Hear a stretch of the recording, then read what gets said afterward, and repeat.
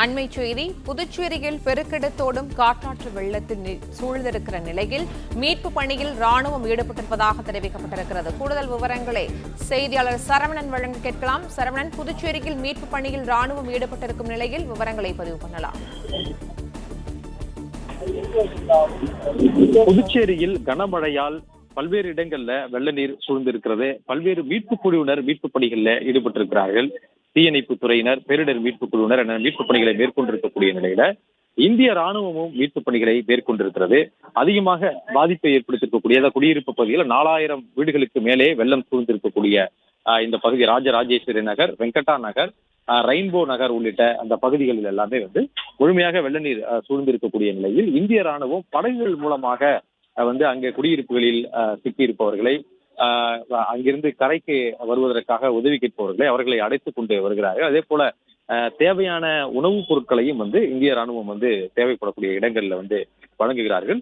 ஒரு குழுவினர் இந்த பகுதியில அதற்கான மீட்பு பணிகள்ல ஈடுபட்டிருக்கிறார்கள். அதே போல கோட்டக்குப்பம் பகுதியிலும் இது போன்ற மீட்பு பணிகளை மேற்கொள்வதற்கு மற்றொரு குழுவினர் அங்க சென்றிருப்பதாகவும் சொல்லப்படுகிறது. பாண்டிச்சேரியில நேற்று மாலைக்கு பிறகுதான் அதி கனமழை தொடங்கியதாகவும் சொல்லப்படும் நிலையில் சுமார் 50 சென்டிமீட்டர் அளவிற்கான மழையை பாண்டி மற்றும் பாண்டிச்சேரியை சுற்றி இருக்கக்கூடிய அந்த பகுதிகளில் பெய்திருக்கிறது. விழுப்புரத்திலும் அந்த அளவிற்கு மழை அதிகமாக பெய்திருக்கக்கூடிய நிலையில் அங்கிருந்து வரக்கூடிய உபரி நீர் வரக்கூடிய அந்த ஓடைகள் எல்லாமே பாண்டிச்சேரி வழியாகத்தான் கடலில் கிடக்கிறது. எனவே அந்த பகுதியில இந்த பாதிப்பு, அதனாலும் அதிக கனமழை ஒரு காரணம். அதே போன்று விழுப்புரம் மாவட்டத்திலிருந்து வரக்கூடிய இந்த ஓடைகளில் நிரம்பி வரக்கூடிய நீர் ஒரு காரணம் என இந்த பாண்டிச்சேரியில இந்த பாதிப்பு ஏற்படுவதற்கு முக்கியமான காரணமாக சொல்கிறார்கள்.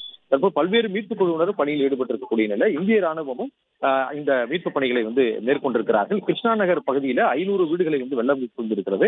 அங்கே இந்திய ராணுவம் படகுகள் மூலமாக இந்த மீட்பு பணிகளை மேற்கொண்டு வருகிறது. காலை 6:15 மணியிலிருந்து தொடர்ந்து இதுவரை 100க்கும் மேற்பட்டவர்களை இந்திய ராணுவம் மீட்டிருப்பதாக சொல்கிறார்கள். அதற்கான மீட்பு உபகரணங்களுடன் நிவாரண பொருட்கள், சிறு சிறு நிவாரண பொருட்களையும் அவர்கள் கையில் வைத்திருக்காக படகுகளை கொண்டு சென்று தேவைப்படுபவர்களுக்கு இந்திய ராணுவம் வழங்கி வருகிறது.